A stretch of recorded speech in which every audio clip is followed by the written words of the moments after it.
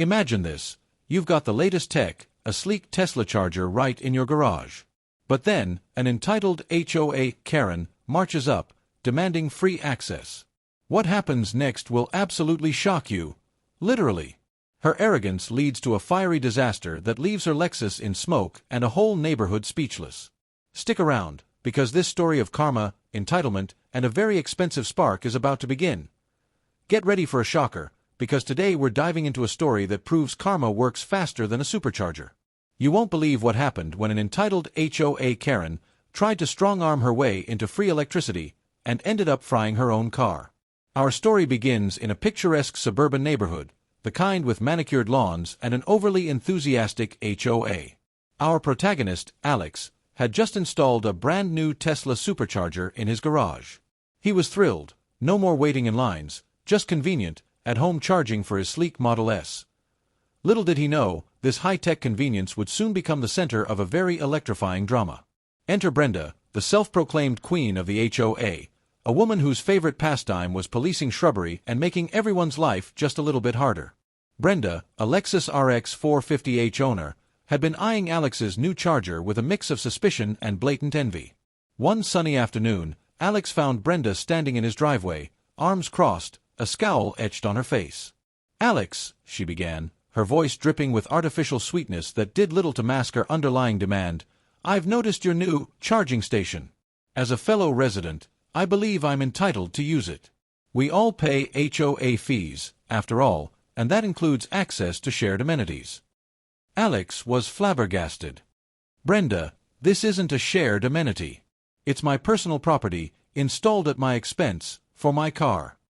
"Nonsense," she retorted, her voice rising. "It's on common property, your driveway.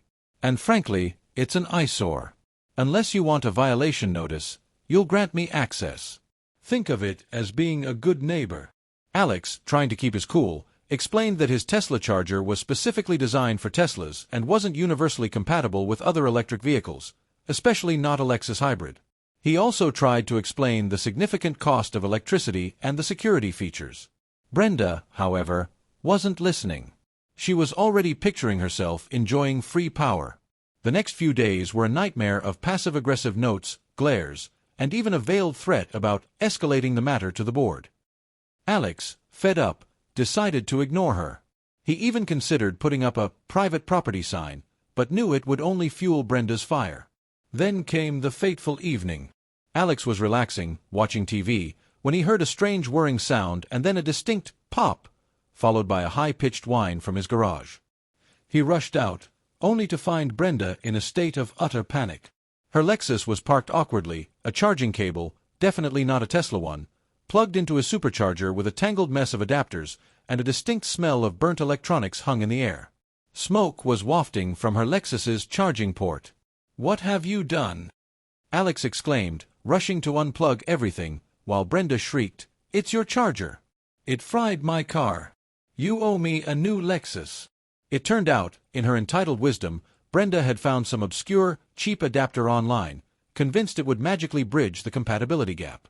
She had forced the connection, bypassing all safety protocols, and essentially tried to draw a massive amount of power that her car and the adapter simply couldn't handle. The Tesla supercharger, designed with advanced safety features, had detected the incompatibility and the unsafe power draw, automatically shutting down and protecting itself, but not before Brenda's shoddy adapter and her Lexus's charging system took a massive hit. The tow truck arrived, taking away Brenda's now very expensive, very fried Lexus. The mechanic's report confirmed what Alex already knew: user error, incompatible equipment, and a whole lot of hubris. The HOA, after much deliberation and a good laugh behind Brenda's back, sided with Alex. Brenda was not only stuck with a hefty repair bill for her Lexus, but also a stern warning about tampering with other residents' property. Alex, meanwhile, got a good laugh and a story that quickly became legendary in the neighborhood.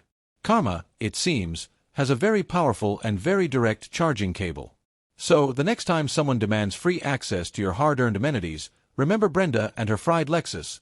Some lessons are learned the hard way, one spark at a time.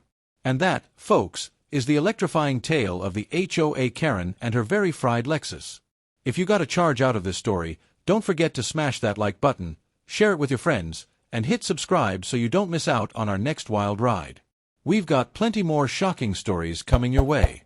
Until next time, stay charged, stay safe, and don't let anyone mooch off your power.